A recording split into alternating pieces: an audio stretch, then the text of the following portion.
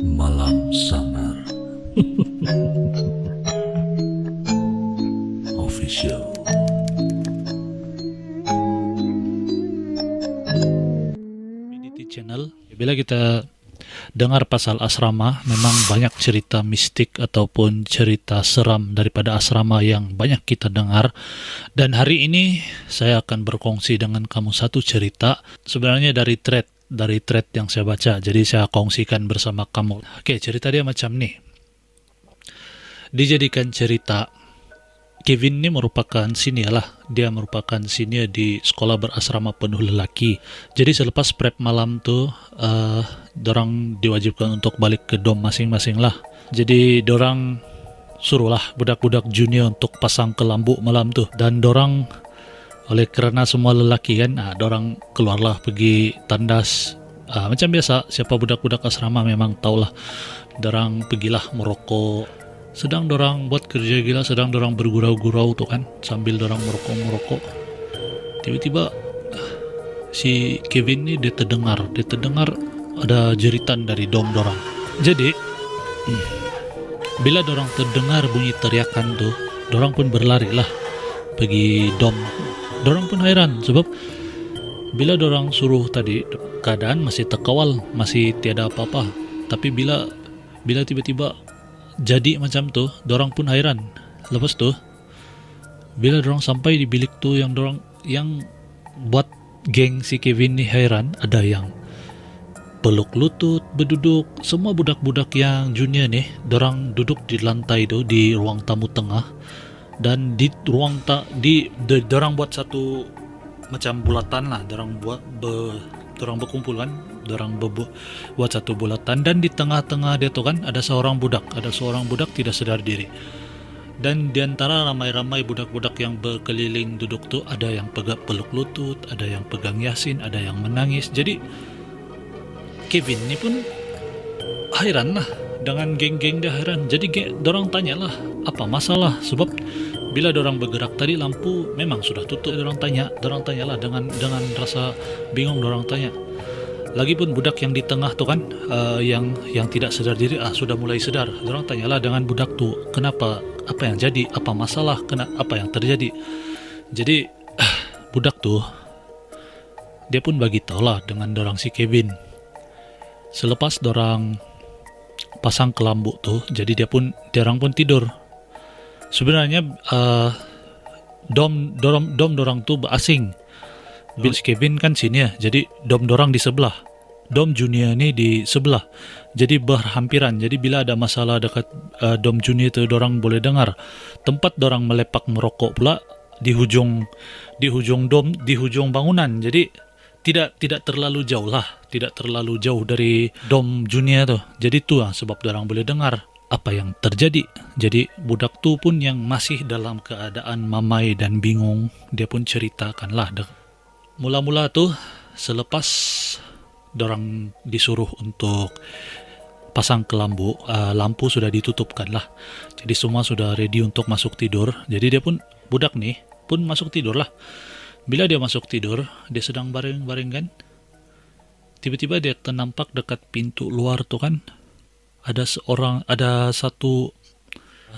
sosok tubuh yang berdiri di luar.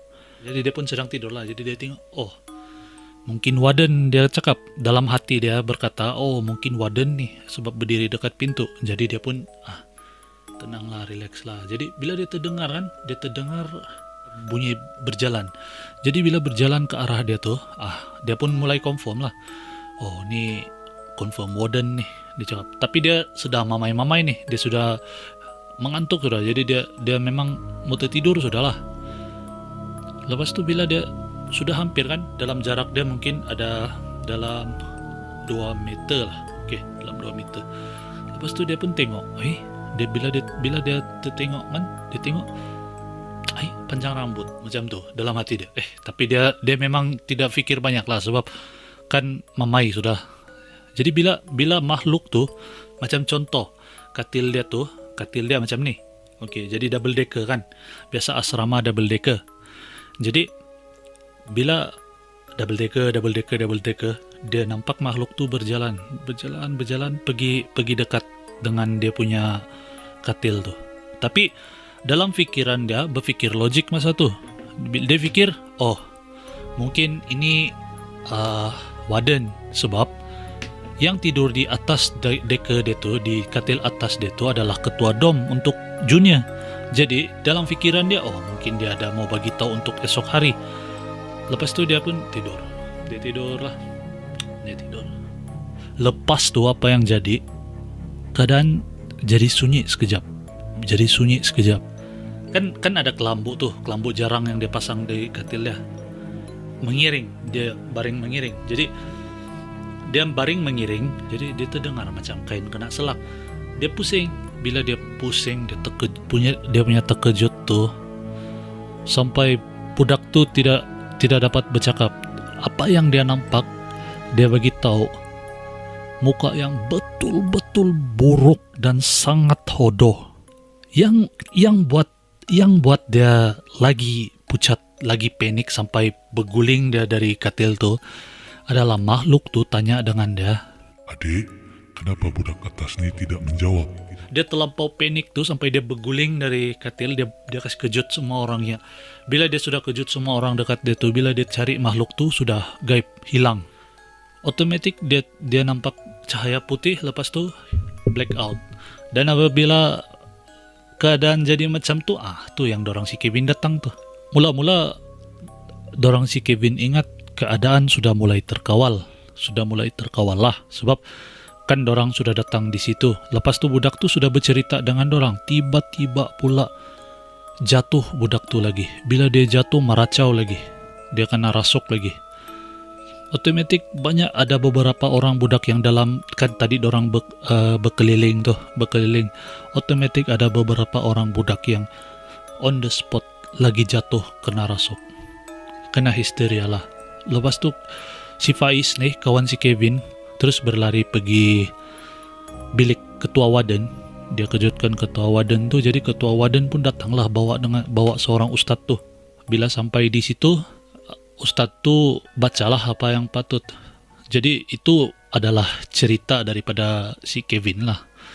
Dan menurut dia nih, satu malam tuh dorang semua di blok tuh tiada tidur. Dorang berjaga dekat bilik junior tuh, sebab dorang takut. Jadi itulah pengalaman kisah seram dari si Kevin and the gang. Saya harap kamu enjoy lah dengar cerita nih, dan memang tidak lari lah, setiap asrama memang akan ada cerita-cerita macam nih. Saya rasa video saya sampai di sini saja untuk hari ini. Jadi kamu jangan lupa untuk subscribe, like, and share channel ini. Segmen cerita satu malam BDT channel. Oke?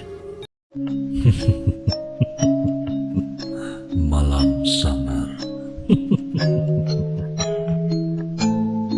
Official.